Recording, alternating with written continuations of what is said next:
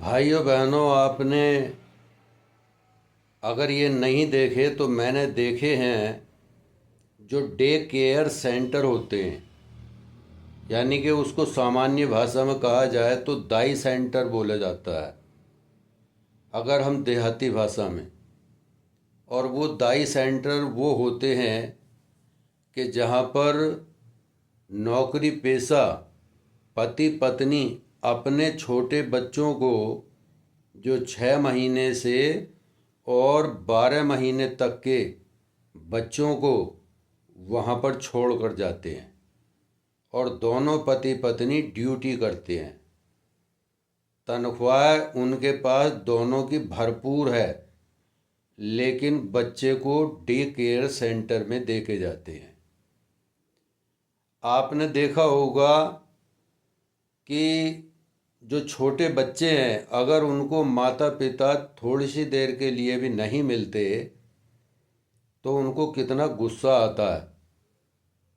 परंतु 8 घंटे के लिए दोनों को दोनों ड्यूटी पर चले जाते हैं, न उनको माँ का संरक्षण मिलता है न पिता का संरक्षण मिलता है।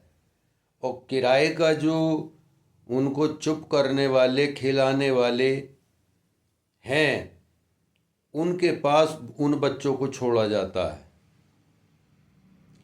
तो ऐसा तो नहीं है कि बच्चे रोते भी होंगे जब माता पिता छोड़ के जाते होंगे।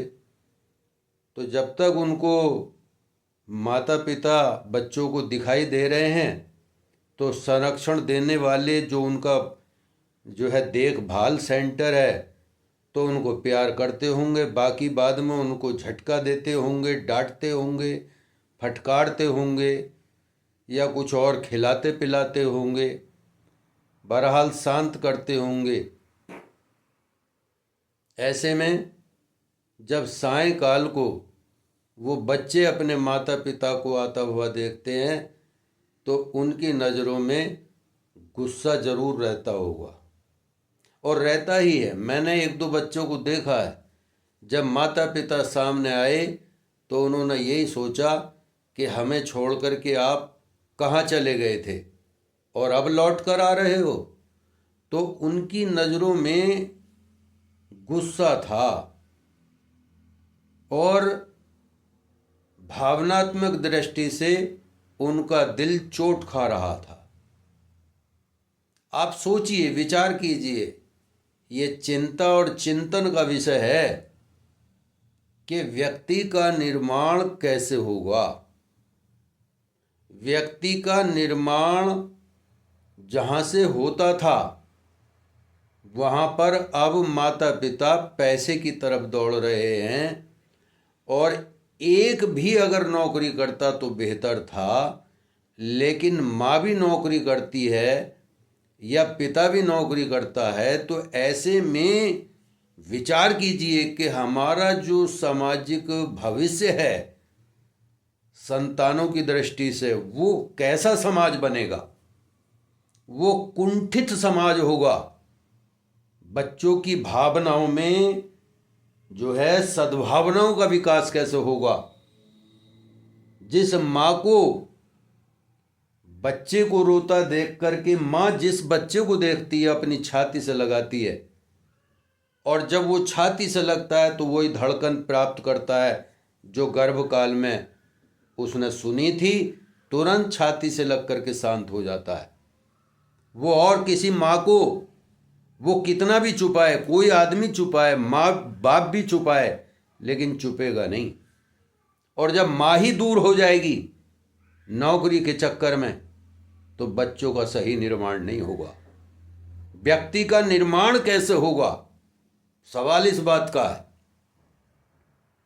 जब हम बच्चों को, नवजात बच्चों को ऐसे दाई सेंटर पर भेजेंगे तो हमारा क्या हाल होगा इन बच्चों के सामने। तो हमें भी बेदर्दी के साथ हमें आश्रम में भेजा जाएगा। जिन बच्चों का लालन पालन हमने जो है बड़े ध्यान से, जितनी जिम्मेदारी हमें दी थी, अगर हम उसको जो है पैसे प्राप्ति के बल पर और उनको हम ये संरक्षण दे रहे हैं, तो ऐसा जो है व्यक्ति निर्माण कैसे होगा। ये चिंता का विषय है और चिंतन का विषय है। भाइयों बहनों, दोनों लोग ड्यूटी करके आ रहे हैं और दोनों थके हुए हैं। बच्चे को घर ले आए, खाना कोई सा भी बनाने को तैयार नहीं है। आजकल की ये समस्या है। और भोजन ऑर्डर करते हैं कि आज आप ऑर्डर कर दीजिए, पत्नी ने कर दिया, फिर पति कर देता है।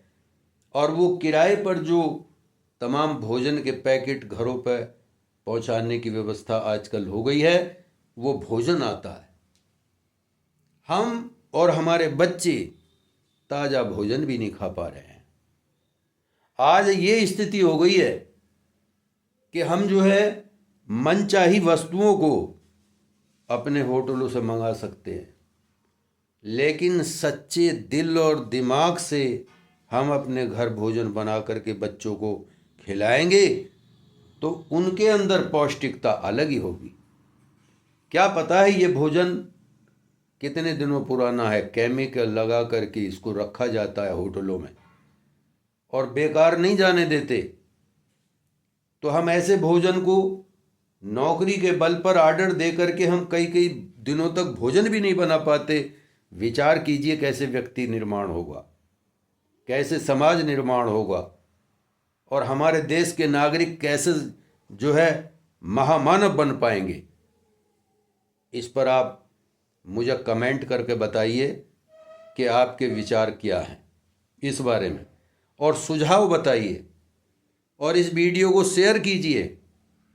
और नए समाज का निर्माण करने के लिए आप और क्या सुझाव दे सकते हैं मैं तो बताऊंगा ही, क्योंकि वीडियो में सारी बात नहीं बता सकता, लेकिन मेरे अंदर गुरुजी के विचारों की ऐसी श्रृंखला है जिसमें सुझाव भी दे सकता हूं। आज के विचार को मैं यहीं विराम देता हूं। ओम शांति।